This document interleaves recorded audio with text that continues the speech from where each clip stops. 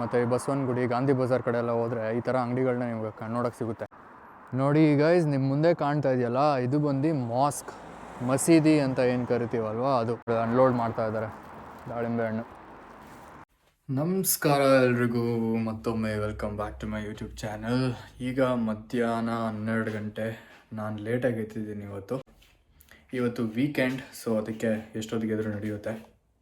So ನಿನ್ನೆ ಶುಕ್ರವಾರ night ಕುತ್ಕೊಂಡು ನೋಡಿ ಕಿಚನ್ ಎಲ್ಲ ಕ್ಲೀನ್ ಮಾಡಿದ್ದೀನಿ. ಸಖತ್ತಾಗಿ ಕಾಣ್ತಾ ಇದೆ ಅಲ್ವಾ? ನಾನು ನಿಮಗೆ ಇವತ್ತು ಇಂಗ್ಲೆಂಡ್ನ ಇನ್ನೊಂದು ಮುಖ ತೋರಿಸ್ಬೇಕು ಅಂತ ಅಂದ್ಕೊಳ್ತಾ ಇದ್ದೀನಿ.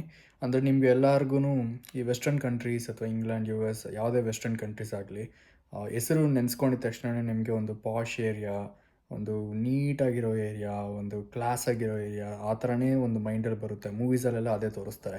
ಆದರೆ ಅಮೇರಿಕನ್ ಅಥವಾ ಲಂಡನ್ ಟೂರಿಸ್ಟ್ಗಳು ಇಂಡಿಯಾಗೆ ಬಂದರೆ ಅವರು ಫಸ್ಟ್ ತೋರಿಸೋದೇ ನಮ್ಮ ಇಂಡಿಯನ್ ಸ್ಲಮ್ಸ್ನ. ನಮ್ಮ ಇಂಡಿಯನ್ ಸ್ಲಮ್ ತೋರಿಸ್ಬಿಟ್ಟು ಇಡೀ ಇಂಡಿಯಾನೇ ಹೀಗಿದೆ ಅಂತ ಹೇಳ್ಬಿಡ್ತಾರೆ. ಅದಕ್ಕೆ ನಾನು ನಿಮಗೆ ಇವತ್ತು UK ಇನ್ನೊಂದು ಮುಖನೂ ತೋರಿಸ್ತಾ ಇದ್ದೀನಿ.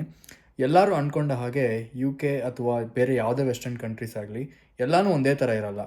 ಅದಕ್ಕೆ ಸುಮ್ಮನೆ ನಾನು ಮತ್ತು ನೀವು ಹೊರಗಡೆ ಹೋಗಿ ಸುತ್ತಾಡ್ಕೊಂಬರೋಣ. ಒಂದು ಏರಿಯಾಗಳು ತೋರಿಸ್ತೀನಿ, ತರಕಾರಿಗಳು ಹೇಗೆ ಮಾರ್ತಾರೆ ಮಾರ್ಕೆಟ್ಗಳಲ್ಲಿ. ಇಲ್ಲಿ ನಮ್ಮ ಬ್ಯಾಂಗ್ಳೂರ್ನ ನೋಡ್ದಂಗೆ ನಿಮಗೆ ಫೀಲ್ ಆಗುತ್ತೆ ಕೆಲವೊಂದು ಜಾಗಗಳು ತೋರಿಸಿದಾಗ ನಿಮಗೆ. ಸೊ ನಿಮ್ಗೆ ಆ ಒಂದು ಎಕ್ಸ್ಪೀರಿಯೆನ್ಸ್ ನಾನು ನಿಮಗೆ ಮಾಡಿಸ್ತೀನಿ, ಬನ್ನಿ ಹೋಗೋಣ.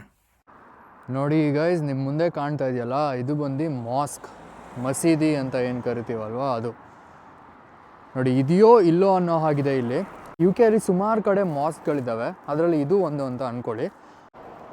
ಸೊ ಇಲ್ಲಿನ ವಿಶೇಷತೆ ಏನು ಅಂದರೆ, ಈ ಮಾಸ್ಕ್ಗಳ ವಿಶೇಷತೆ, ಇಲ್ಲಿ ಯಾವುದೇ ಮೈಕ್ಗಳನ್ನ ಹಾಕಲ್ಲ. ಕಡೆ ಈ ಪ್ರೇಯರ್ ಮಾಡೋ ಟೈಮಲ್ಲಿ ನಮ್ಮ ಕಡೆ ಎಲ್ಲ ಮೈಕ್ ಹಾಕ್ತಾರಲ್ವ, ಸೊ ಇಲ್ಲಿ ಹಾಕಲ್ಲ.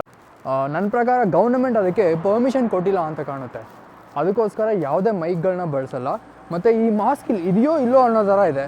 ಒಂದು ಸೌಂಡ್ ಇಲ್ಲ, ಏನಿಲ್ಲ, ನಾರ್ಮಲಾಗಿ ಒಂದು ಬಿಲ್ಡಿಂಗ್ ಥರ ನಿಂತ್ಕೊಂಡಿದೆ ಅಷ್ಟೇ. ನೋಡಿ, ನಮ್ಮ ಬೆಂಗಳೂರು ಕಡೆ ಎಲ್ಲ ಈ ಕಮರ್ಷಿಯಲ್ ಸ್ಟ್ರೀಟು ಮತ್ತು ಈ ಬಸವನಗುಡಿ, ಗಾಂಧಿ ಬಜಾರ್ ಕಡೆ ಎಲ್ಲ ಹೋದರೆ ಈ ಥರ ಅಂಗಡಿಗಳನ್ನ ನಿಮ್ಗೆ ನೋಡೋಕ್ಕೆ ಸಿಗುತ್ತೆ. ಅದೇ ಥರ ಒಂದು ಎಕ್ಸ್ಪೀರಿಯೆನ್ಸು ನಿಮಗಿಲ್ಲಿ. ನೋಡಿ, ರೋಡ್ ಸೈಡಲ್ಲಿ ಇದು ಮೇಯ್ನ್ ರೋಡ್, ಇದು ರೋಡ್ ಸೈಡಲ್ಲಿ ಈ ಥರ ಸ್ಟಾಲ್ಗಳು ನೋಡಿ ಅನ್ಲೋಡ್ ಮಾಡ್ತಾ ಇದ್ದಾರೆ ದಾಳಿಂಬೆ ಹಣ್ಣು. ಸೊ ನಾನು ನಿಮಗೆ ಈಗ ಏನು ತೋರಿಸಿದ್ನಲ್ಲ, ಆ ಥರ ಅಂಗಡಿಗಳು ಸುಮಾರು ಇದ್ದಾವೆ. ಬಟ್ ಎಲ್ಲ ಕಡೆ ಸಿಗೋದಿಲ್ಲ, ಕೆಲವೊಂದು ಏರಿಯಾಗಳಲ್ಲಿ ಮಾತ್ರ. ಆ ಕೆಲವೊಂದು ಏರಿಯಾಗಳಿಗೆ ಹೋದಾಗ ನಮ್ಮ ಇಂಡಿಯನ್ಸ್ ಕೂಡ ಆ ಥರ ಅಂಗಡಿಗಳನ್ನ ಇಟ್ಟು ನಡೆಸ್ತಾ ಇರುವಂತಹ ಉದಾಹರಣೆಗಳಿದ್ದಾವೆ. ಅದಕ್ಕೆ ನಾನು ಹೇಳಿದ್ದು, ಪ್ರತಿಯೊಂದು ಏರಿಯಾನೂ ಒಂದೇ ಥರ ಇರೋದಿಲ್ಲ. ಅದು ಯಾವುದೇ ದೇಶ ಆಗಿರಲಿ, ನಮ್ಮ ದೇಶದಲ್ಲೇ ತೊಗೊಳ್ಳಿ, ನಮ್ಮ ದೇಶ ಬಿಡಿ, ನಮ್ಮ ಬೆಂಗಳೂರು ಸಿಟಿನೇ ತೊಗೊಳ್ಳಿ, ಚರ್ಚ್ ಸ್ಟ್ರೀಟ್, ಸದಾಶಿವನಗರ, ಈ ಒಂದು ಮೇನ್ ಹೈಪ್ ಸಿಟೀಸ್ ಏನಿದೆ, ಇದು ಬಿಟ್ಟು ಬೇರೆ ಕಡೆ ಎಲ್ಲನೂ ಒಂದೇ ಥರ ಇರುತ್ತಾ? ಇಲ್ಲ ಅಲ್ವಾ? ಅದೇ ರೀತಿ ಎಲ್ಲ ದೇಶದಲ್ಲೂ ಕೂಡ ಎಲ್ಲ ಏರಿಯಾಗಳು ಒಂದೇ ಥರ ಇರೋದಿಲ್ಲ. ನೋಡಿ, ನನಗೆ ಇನ್ನೂ ಒಂದು ಅಂಗಡಿ ಕಾಣಿಸ್ತಾ ಇದೆ, ಅದೇ ರೀತಿ ಸೇಮ್ ಅದೇ ರೀತಿ. ನೋಡಿ, ಹೊರಗಡೆ ಎಲ್ಲ ಹಣ್ಣುಗಳನ್ನೆಲ್ಲ ಮಾರ್ಕೆಟಲ್ಲಿ ಇಟ್ಟಿರೋ ಥರ ಇಟ್ಟಿದ್ದಾರೆ. ಒಳಗಡೆ ಹೋಗಿ ಇಲ್ಲಿಂದ ತೊಗೊಂಡು ಒಳಗಡೆ ಹೋಗಿ ಬಿಲ್ ಪೇ ಮಾಡಿ ಪರ್ಚೇಸ್ ಮಾಡ್ಬೋದು ಬೇಕು ಅಂದರೆ. ಸೊ ನಾನು ಈಗಿರುವಂಥ ರೋಡಲ್ಲಿ ಮೋಸ್ಟ್ ಆಫ್ ದ ಶಾಪ್ಸ್ ಬಂದು ಮಿಡಲ್ ಈಸ್ಟಿಂದ ಬಂದಿರೋರು ಇಟ್ಕೊಂಡಿರೋದು. ಇದೇ ರೀತಿ ಇನ್ನೊಂದು ಏರಿಯಾ ಇದೆ ಆ ಕಡೆ. ಅಲ್ಲಿ ಹೋದರೆ ಪಾಕಿಸ್ತಾನಿಂದ ಬಂದಿರೋರು ಆಗಿರ್ಬೋದು ಅಥವಾ ಇಂಡಿಯಾಯಿಂದ ಬಂದಿರೋರು ಆಗಿರ್ಬೋದು, ಅವರು ತುಂಬ ಜನ ಅಂಗಡಿಗಳನ್ನ ಇಟ್ಕೊಂಡಿದ್ದಾರೆ. ಗೈಸ್, ನಾನೀಗ ಒಂದು ಪ್ರಾಪರ್ ರೆಸಿಡೆನ್ಷಿಯಲ್ ಏರಿಯಾದಲ್ಲಿದ್ದೀನಿ.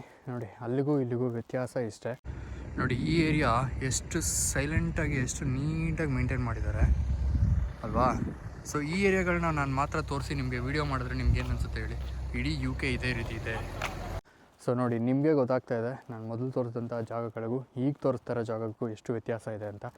ಇದೇ ರೀತಿ ಬೇರೆ ದೇಶದಿಂದ ಬರೋ ಟ್ರಾವೆಲ್ ವ್ಲಾಗರ್ಸ್ ನಮ್ಮ ಇಂಡಿಯಾದಲ್ಲಿ ತೋರಿಸ್ಬೇಕು ಅಂತ ಅನ್ಕೊತಾರೋ ಅದನ್ನು ಮಾತ್ರ ತೋರಿಸ್ತಾರೆ. ಅದು ಸ್ಲಮ್ಗಳಾಗಿರುತ್ತೆ ಅಥವಾ ಯಾವುದೋ ಚೌಪಡಿಗಳಾಗಿರುತ್ತೆ, ಈ ಥರನೇ ತೋರಿಸ್ತಾರೆ. ಇಷ್ಟು ಗಲೀಜಾಗಿದೆ, ಕ್ಲೀನ್ ಇಲ್ಲ, ಇದೇ ತೋರಿಸ್ತಾ ಇದ್ದಾರೆ. ಅದಕ್ಕೋಸ್ಕರನೇ ಇಂಟರ್ನ್ಯಾಷನಲಿ ನಮ್ಮ ಇಂಡಿಯಾಗೆ ತುಂಬ ಗಲೀಜಾದಂಥ ದೇಶ ಅಂತ ಒಂದು ಹೆಸರು ಕೂಡ ಇದೆ. ಬಟ್ ಇದೆಲ್ಲ ಒಂದು ಪರ್ಸ್ಪೆಕ್ಟಿವ್ ಅಷ್ಟೇ. ಸೊ ಈ ಥರ ಒಂದು ಜಾಗಗಳಿಗೆ ಬಂದು ನಾನು ವೀಡಿಯೋ ಮಾಡಿದ್ರೆ ಏನಾಗುತ್ತೆ ಹೇಳಿ? ಇಡೀ UK ಇದೇ ರೀತಿ ಇದೆ ಅಂತ ನಿಮಗೆ ಒಂದು ನಾನು ಇನ್ಫಾರ್ಮೇಷನ್ ಪಾಸ್ ಮಾಡೋ ರೀತಿ ಆಗುತ್ತೆ. ಅದು ಮೋಸ್ಟ್ ಆಫ್ ದ ಪ್ಲೇಸಸ್ ನೀಟಾಗಿದೆ, ಇಲ್ಲ ಅಂತ ಹೇಳ್ತಾ ಇಲ್ಲ. ಬಟ್ 95% ನೀಟಾಗಿದ್ದರೆ ಒಂದು 5% ಎಲ್ಲೋ ಒಂದು ಕಡೆ ಗಲೀಜಿದ್ದೇ ಇರುತ್ತೆ. ಅದು ಎಲ್ಲ ದೇಶದಲ್ಲೂ ಸಹ ಇದ್ದಿದ್ದೆ.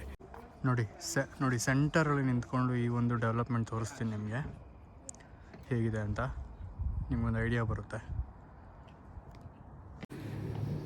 ಈ ಒಂದು ಜಾಗ ಒಂದು ಡೆವಲಪ್ಮೆಂಟ್ ಕಂಪ್ನಿ ತೊಗೊಂಡು ಈ ಜಾಗನ ಡೆವಲಪ್ ಮಾಡಿ ಮನೆಗಳು ಕಟ್ಟಿ ಮಾರಿರೋದು. ಇದೇ ಒಂದು ಲೊಕ್ಯಾಲಿಟಿಲಿ ನಾವು ಫ್ಲ್ಯಾಟ್ನ ತೊಗೊಂಡಿರೋದು. ಸೊ ಈ ಜಾಗ ಏನಿದೆ ಮತ್ತು ನಾನು ಮೊದಲು ತೋರಿಸಿದಂಥ ಜಾಗ ಏನಿದೆ, ಅದಕ್ಕೂ ಇದಕ್ಕೂ ಭಾರಿ ಡಿಸ್ಟೆನ್ಸ್ ಏನೂ ಇಲ್ಲ, ಹತ್ತಿರದಲ್ಲೇ ಇರೋದು. ಆದ್ರೂ ಬರೀ ಒಂದು ಸ್ವಲ್ಪ ಡಿಸ್ಟೆನ್ಸಲ್ಲೇ ನೋಡಿ ಎಷ್ಟು ವೇರಿಯೇಷನ್ಸ್ ಇದೆ, ಎಷ್ಟು ಡಿಫ್ರೆನ್ಸ್ ಇದೆ. ಅದಕ್ಕೆ ನಾನು ಆಗ್ಲಿಂದ ಹೇಳ್ತಾ ಇರೋದು, ನಾವು ಏನು ತೋರಿಸ್ಬೇಕು ಅಂತ ಅಂದ್ಕೊತೀವೋ ಅದನ್ನು ಮಾತ್ರ ನಾವು ಸೋಷಿಯಲ್ ಮೀಡಿಯಲ್ಲಿ ತೋರಿಸ್ತೀವಿ. ಎಷ್ಟೋ ಜನ ಅದನ್ನೇ ಮಾಡ್ತಾ ಇರೋದು, ಬಟ್ ರಿಯಾಲಿಟಿನೇ ಬೇರೆ ಇರುತ್ತೆ. ಎಲ್ಲ ದೇಶಗಳಿಗೂ ಎರಡು ಮುಖ ಇರುತ್ತೆ, ಅದು ಕಾಮನ್. ಸೊ ಲಂಡನ್ನಲ್ಲಿ ಚೈನಾ ಟೌನ್ ಅಂತ ಒಂದಿದೆ. ಆ ಒಂದು ಏರಿಯಾಗೆ ಹೋದರೆ ಬರೀ Chinese stalls, Chinese restaurants, Chinese food, ಬರೀ ಎಲ್ಲ ಚೈನಾಗೆ ರಿಲೇಟೆಡ್ ಆದಂಥ ಒಂದು ವಸ್ತುಗಳೇ ಸಿಗೋದು. ಆ ವ್ಲಾಗ್ ನಿಮಗೆ ನೋಡಬೇಕು ಅಂತ ಅಂದ್ಕೊಂಡ್ರೆ ನನಗೆ ಕಮೆಂಟ್ ಮಾಡಿ ಹೇಳಿ.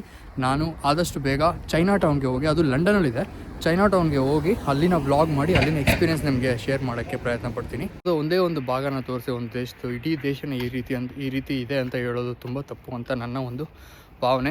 ಅದಕ್ಕೋಸ್ಕರ ಆ ಮೆಸೇಜ್ನ ಪಾಸ್ ಮಾಡೋಕ್ಕೆ ನಾನು ಈ ವ್ಲಾಗ್ ಮಾಡ್ತಾಯಿದ್ದೀನಿ.